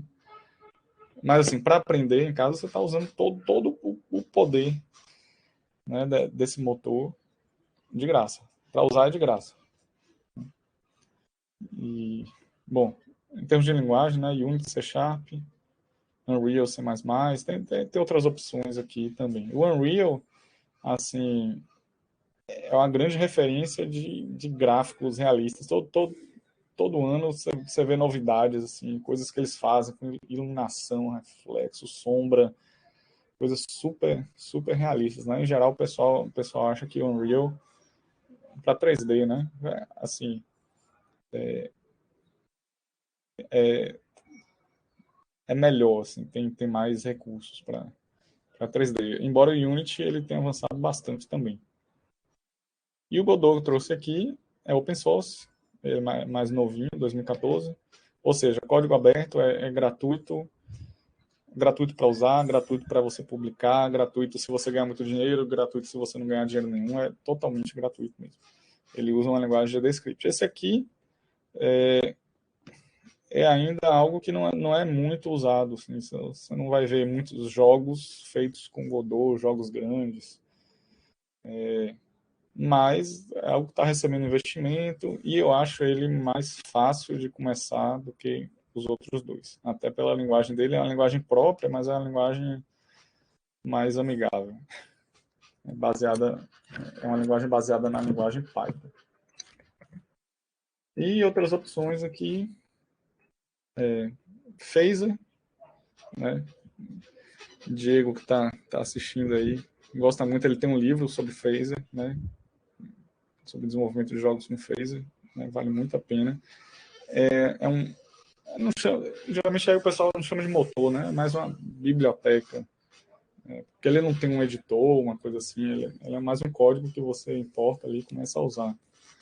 É para web, um TypeScript, é open source.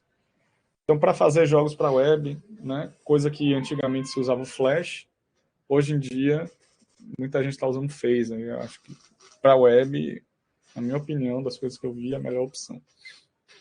Mobile, por muito tempo no início do mobile, o pessoal usava essa biblioteca poucos 2D.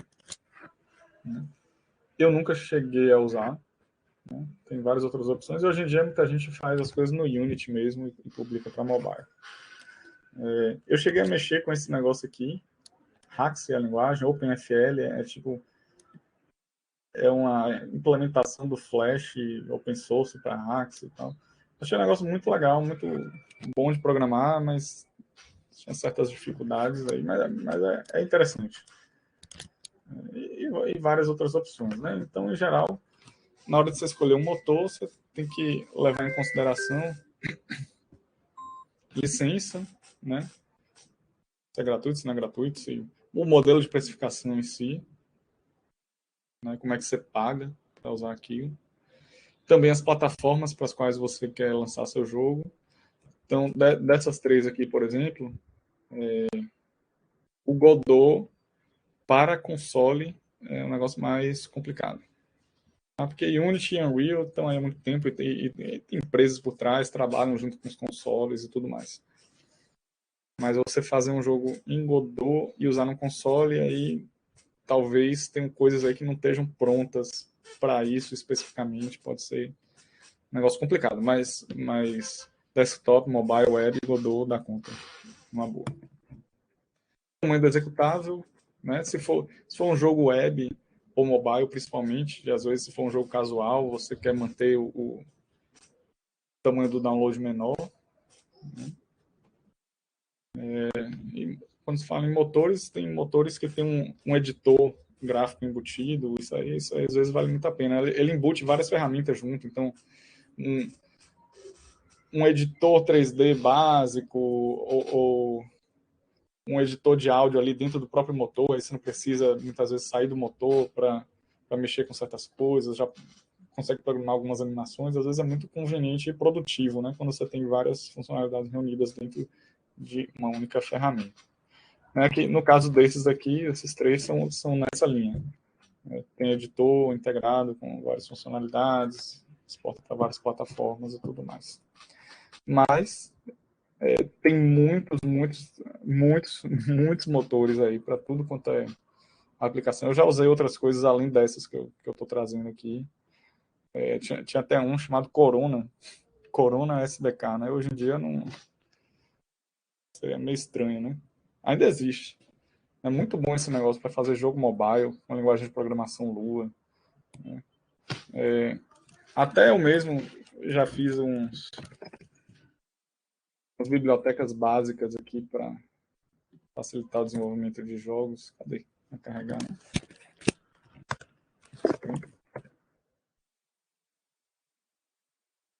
Por exemplo, aqui, ó, motor de jogos é exagero, eu chamaria mais de uma biblioteca, né? Você escreve um jogo aqui no navegador, tem... Deixa eu ver o que tem. Bom, aqui tem um exemplo básico. Escreve um jogo em C++ e roda no navegador, tem coisas para desenhar texto, imagem, não sei o que e tal. Não é tão difícil escrever um motor 2D básico, né? Então, por isso, tem muitos por aí. Muitos mesmo.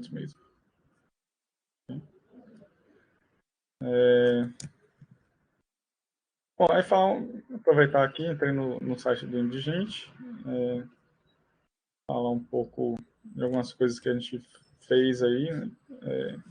De desenvolvimento, de pesquisa também. Né? Eu oriento alguns trabalhos de conclusão de curso na área de jogos. Os eventos aqui, tá? Fubadin, alguns outros eventos. Mas o que é que eu estou trabalhando agora, por exemplo? Com um aluno de graduação, né, que está fazendo TCC, na verdade, 2 alunos. Esse jogo, Dominups, ele está disponível aqui para jogar. Acho que eu tenho uns slides aqui, né? É um jogo para ensino de programação orientada a objetos. E aí eu fiz um protótipo nesse Tabletop Simulator, que é um simulador de jogos de mesa, né? Enfim, você pode jogar online jogos de cartas, dominó, e você pode criar seu próprio deck de cartas, suas próprias regras e tal. A gente começou fazendo um protótipo nele, que é esse protótipo 3D aqui, né? Depois eu implementei aqui no próprio navegador, usando, enfim, tem muitos detalhes aí, algumas coisas a gente já publicou, outras coisas a gente vai publicar ainda. A gente fez algumas avaliações através de playtesting, botou o pessoal para jogar, pegou algumas impressões, a gente já fez algumas melhorias no jogo. E aí a gente está fazendo uma coisa muito interessante agora, né? Um aluno de TCC meu, que é avaliando regras alternativas usando simulação. O que é isso? A gente bota... É um jogo normalmente que são 4 jogadores, né, que jogam. É parecido com o dominó, é por isso o nome, só que em vez de ser peças de dominó são umas cartas, né? Então a gente bota o computador para jogar contra o próprio computador. E aí fica registrando ali, ó. A gente bota o computador para jogar sozinho 1000 vezes. E aí a gente vê quantas vezes o primeiro jogador a jogar é também o que ganha. Quantas vezes o pessoal precisa cavar a carta. Quantas rodadas normalmente dura esse jogo? E isso através de simulação, automaticamente, né? Não são pessoas jogando, é o próprio computador. Então a gente consegue rodar 1000 vezes, 2000 vezes, várias vezes. E aí a gente pode pensar, tá, e se em vez de começar com 5 cartas, a gente começar com 4 cartas por jogador? Aí roda mais 2000 vezes e vê, e compara. Pô, então aqui as partidas ficaram mais rápidas, e tem mais... Vamos dizer, a gente pode avaliar vários conjuntos de regras e determinar assim, esse conjunto de regras aqui é mais interessante porque tem o elemento surpresa, o primeiro jogador, a primeira pessoa a jogar não ganha tantas vezes assim, né? É mais bem distribuído, dá oportunidade para outras pessoas ganharem também. Ou essa forma aqui o pessoal não cava tanto. Então a gente vai ver variações, né? Propor variações das regras originais do Dominup, simular e ver como é que algumas coisas mudam, né? Então é um jogo que que foi pensado para uso em sala de aula. A gente quer, por exemplo, que as partidas não sejam muito longas, né? Enfim, e outras coisas que a gente está medindo. Então, esse é o trabalho em andamento mais recente aí que a gente está. Foi um jogo que nasceu no início da pandemia, né? É um jogo de cartas, quer dizer, dá para jogar, dá para imprimir as cartas e jogar aqui em cima de uma mesa, mas com esse negócio da pandemia a gente nunca jogou ele presencial. O Ing 9 é esse que eu mostrei aqui. Acho que tem uns exemplos aqui também. Porque, qual é a ideia? Né? A gente tinha as disciplinas de introdução à programação em C, C++, né? Hoje em dia a gente está dando essas disciplinas em Python, mas na época em C++. E aí, para você desenvolver um jogo usando C++, você tem que instalar outras coisas no computador, e às vezes é complicado, o pessoal tem dificuldade de instalar e tal. Então, eu consegui fazer uma coisa que você programa o jogo em C++, só que você consegue rodar dentro do navegador, você não precisa instalar nada. Né? Eu criei algumas funçõezinhas. Deixa eu ver o que é isso aqui. Campo minado. Esse outro é besta. Campo minado. Né? Então, algo pensado aqui também para educação. Né? Que não é muito interessante olhar aqui campo minado. É um jogo de campo minado normal, mas está todo escrito aqui em C++. Usando coisas que você aprende a fazer no primeiro semestre de computação. E eu não... é com teclado que joga. Eu não lembro agora quais são os botões. Por exemplo, vou explodir uma bomba aqui. Pá, se eu perder. Uma pergunta aqui, viu, Rodrigo? Clara está perguntando, esse tipo de avaliação serve também para criar níveis? A simulação, né? Eu acho que é em relação a... Simulação, né, Clarinha?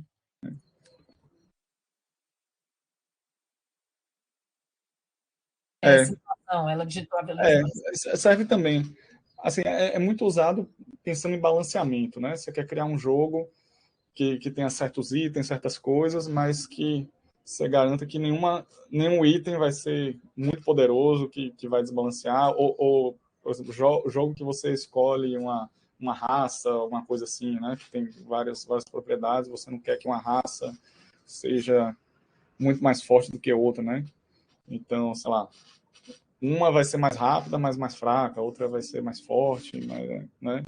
Eu vi primeiro essa forma de avaliação num SB Games, o pessoal fazendo com Civilization, né? Um jogo de estratégia, que tem esse conceito de você ter raças, povos, né? Não lembro agora como é que eles chamam, com características diferentes, e aí eles simulavam, né? Se for chineses contra gregos, aí simulava ali milhares de vezes, né? Milhares de partidas e via, aqui tá desbalanceado, aí mudava a regra um pouquinho. Fazer fases também dá para fazer. Tem bastante aplicação, pode ser aplicado em vários contextos.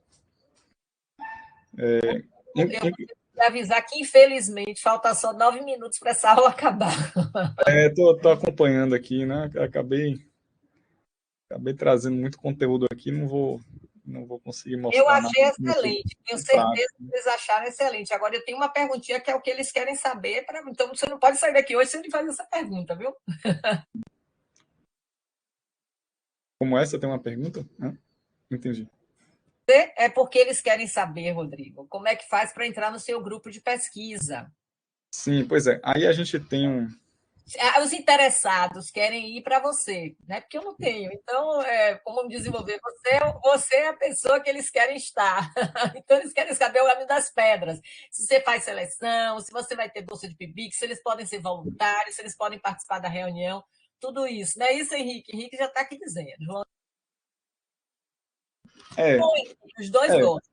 Então, deixa eu falar assim. A gente tinha esse grupo de gente, né? Isso é da época da minha graduação, 2004. Foi tendo muita rotatividade, pessoas falando para cá, para lá, mudou o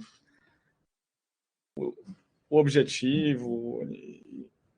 Então ficou um negócio meio desativado. Eu comecei a atuar mais assim com orientação de TCC, né? Aluno de final de curso me procura, eu tenho umas ideias relacionadas a jogos, de coisas interessantes, como essa de simulação, e tenho desenvolvido mais coisas assim em TCC. Mas aí, mais recentemente, a gente montou um outro grupo, tá meio no início, chamado GRUD. Esse não tem nem site ainda. Pensando em ser mais um grupo de estudos. Né? Que aí vocês podem fazer entrar aqui, ó. Deixa eu pegar um link aqui que dura 7 dias. Você divulgou naquele grupo lá do Indigente, por isso que eu falei para eles que você tinha um outro grupo. Eu tinha dito para eles. É isso aí, é um grupo e nesse caso o foco não é, vamos dizer assim, não é um grupo de desenvolvimento de jogos, não é um grupo de estudos. Então, a gente vai... Aqui em cima, não, né? Não. Peraí, rapidinho. Desculpa.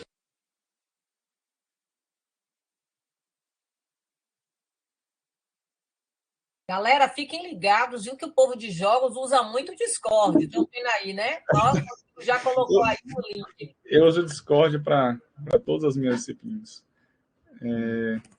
Não, é isso. Então, a gente teve, até agora, a gente teve 2 tutoriais que eu organizei. Eu divulgo sempre por aqui, né? Então, quando tiver Game Jam, também a gente vai divulgar. E aqui tem um espaço para o pessoal divulgar aqui o que eles estão fazendo, né? Tem um colega aqui que está publicando um jogo na Steam, né? O pessoal postando aqui as artes, as coisas. É uma coisa bem inicial. Não está aparecendo não, viu? Está aparecendo só a tela do ambiente. Agora, Rodrigo, você podia também falar quais são as disciplinas que você oferece para a graduação que eles poderiam pegar, porque aí também tem isso, né? Eles podem se interessar. Eu não tenho nenhuma disciplina de desenvolvimento de jogos. Né? Assim, uma disciplina que eu acho interessante, e o professor Apolinário que ensina, ou então o professor Cal, é computação gráfica. Acho que essa daí é bem importante para o desenvolvimento de jogos, porque gráfico é a base, né? Fora isso, a gente tem as disciplinas lá de programação, mas não tem foco em jogos, né? A gente está fazendo uma reformulação do currículo, acho que a UFBA toda, né? Está reformulando os currículos dos cursos. Pode ser que a gente tenha alguma disciplina optativa, mas, assim, hoje a gente tem um problema que tem disciplinas optativas de 51 horas, aí para o professor não é atraente, né? Aí acaba que o que eu quase nunca pego seria uma oportunidade de oferecer alguma coisa na linha de jogos. Mas com o novo currículo pode ser que fique mais interessante para pegar essas disciplinas e oferecer essas disciplinas. Agora vai ser tudo múltiplo de 15, né? Então vai ser, né? 15, 30, 60 horas agora.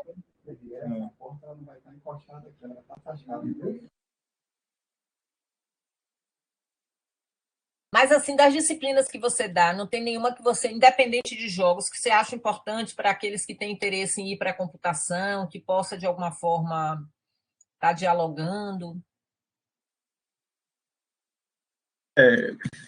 Assim, computação gráfica é uma que eu falei, e assim, disciplinas de programação em geral, né? Pegar aqui o currículo de ciência da computação. Vocês estão vendo ainda, afinal? Agora está, agora sim. Pronto. Assim, essa de matemática aqui, geometria analítica calcular, base, né? Isso aí a UFBA toda pega, né? Não é só a gente. Computação gráfica. Cadê computação? Aparece aqui, né? Tem alguns pré-requisitos dessas coisas de matemática. Programação orientada a objetos, também essa eu ensino, estou ensinando esse semestre. É importante para programar para web, é importante para programar jogos, é importante programar várias coisas, é base, né, de programação. Então, o que a gente tem que eu recomendo são as de programação, introdução à lógica de programação, estrutura de dados e algoritmos, laboratório de programação, programação orientada a objetos.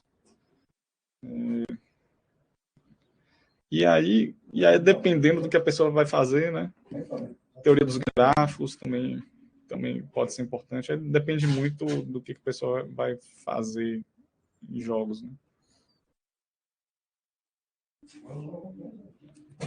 Okay.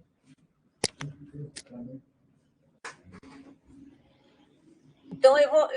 Super obrigado, Rodrigo. Eu queria que você ficasse falando mais, que eu sei que você ia ter mais coisa para falar, mas infelizmente a gente é regido por esse horário. Mas eu vou perguntar se tem mais alguma perguntinha aqui que a gente não tenha falado, que você não tenha falado, porque aí agora é o momento. Nós temos 3 minutos para o professor Rodrigo responder. Vamos lá. Eu coloquei aqui também o site do Indigente, que tem artigos lá, tem algumas coisas interessantes. O pessoal tem noção assim, de projetos, né, que a gente já desenvolveu. Exato. Pronto, a gente tem um grupo no WhatsApp e aí a Arlon está dizendo que vai compartilhar com o grupo aí e Jackson está digitando alguma perguntinha aqui. Vamos só esperar um minutinho para ver se ele... Mais alguém, Jackson é de arte, descobri hoje. Não sabia que a gente tinha 3 pessoas de arte, já fiquei feliz. Então, vamos ver se mais alguém, gente, aproveita agora, é o último momento para o professor Rodrigo compartilhar com a gente essas experiências maravilhosas que a gente teve aqui hoje. Foi um dia super rico, estou super feliz, porque Rodrigo ele está perguntando aqui, qual o lugar do criativo no processo de desenvolvimento? É porque ele é de arte. Eu vou ter que responder, assim, é uma pergunta que eu acho que poderia ser para qualquer um aqui, né? Mas já que está perguntando para mim, eu vou dizer que é na programação. Porque eu defendo que programação tem muita criatividade. Inclusive, no curso de computação, pelas minhas andanças aí, experiências, muita gente de computação é músico também. Não sei, não me pergunte por quê, não faço ideia, mas tem muita ligação entre programação e criatividade. Eu também não entendo isso não, mas eu conheço vários, viu? É interessante. Então, foi ótimo, Rodrigo, a sua apresentação, porque você fez esse overview, né, não só da sua história, que eu acho que é super inspiradora, né? Quando a gente vê toda a trajetória da pessoa e o percurso que faz e como se envolve com as coisas, e eu acho maravilhoso voltar para a universidade como professor, né? É fantástico. Eu chego a me arrepio. Então, parabéns pela sua trajetória, que eu já conhecia uma parte. Muito obrigado mesmo pela apresentação, foi ótimo. Acho que os meninos curtiram demais, porque você fez um contexto que veio lá da história e trouxe as questões mais atuais que tem tensionado agora o processo de desenvolvimento, essa questão do resgate desse metaverso e essa ideia, trazer essas possibilidades dos motores e uma discussão que eu termino não fazendo muito, que você trouxe, que eu acho muito importante, que é a questão do software livre, né? Dessas possibilidades que existem. Eu falei até do Blender na segunda, mas muito assim, superficialmente. E aí eu acho que foi fantástico assim, para os meninos. E aí, gente, podemos encerrar e agradecer mais uma vez? Diego está falando aqui também, agradecendo, parabenizando pela apresentação. E aí, meninos, o que acharam? Estão falando aqui. Você sabe a dificuldade que é essas nossas aulas online, né? A gente se sente só. E aí eu fico esperando eles digitarem, dá uma ansiedade. Aí está todo mundo elogiando aqui. Gostaram? Não valeu a pena? O presente que nós trouxemos para vocês? Top mesmo. Então é isso, Rodrigo. Muito obrigada. Eu vou fazer o seguinte: vou baixar esse vídeo e vou botar no canal e vou compartilhar o link. Se você até ele perguntar se eu podia ter compartilhado a palestra lá no Indigente, terminei me passando. E aí, se você achar que eu posso compartilhar lá no grupo nos grupos no Indigente e para os meus alunos aqui de novo, eu acho que é legal, né? Porque para quem ouviu, para eles aqui é importante ouvir e rever. E quem não viu, para ver de novo, né? Para ver. Pode ser? Sem problema, tranquilo. Obrigado mais uma vez pelo convite, né? Prazer, assim, me obrigou também a pensar algumas coisas, né? Preparar esse material pensando nesse público, né? E trazer um pouco do lado da computação para jogos, um pouco da perspectiva. Misturei bastante coisa aqui, foi bom também reviver essas coisas para trazer para vocês. E foi bom, assim, o que eu acho mais, assim, tudo foi importante, mas eles perceberem que tem alguém fazendo isso na UFBA, né? Então, eles são alunos UFBA, então, às vezes, a gente fica pensando que não tem nada dentro da universidade, então tem que saber que tem para eles saberem onde buscar. Por isso a questão do grupo, né? Para que eles saibam onde encontrar as pessoas e ficar ligado na Game Jam, porque eu não tinha falado ainda, foi ótimo você falar, porque é um momento muito importante, formativo. Então, você trouxe coisas que eu não tinha falado ainda, porque esse curso é um curso atípico, é um curso intensivo. Então, ele começou agora em abril. Acho que essa é a nossa 4ª aula, não me lembro. Teve um probleminha aí. E aí, Foi muito bom. Assim, você já falou um monte de coisas que vai ser importante para eles. Eu quero super agradecer. Me coloco à sua disposição para o que você precisar. E assim que eu tiver informação sobre a empresa Júnior, eu vou compartilhar. Eu sei que você vai estar ocupado com o seu bebê, mas assim que a gente tiver informação, compartilha. E no seu tempo você me diz alguma coisa, viu? Tá joia. Valeu, obrigada. Então, vou parar a gravação agora, gente. Valeu todo mundo. Obrigado, professor Rodrigo.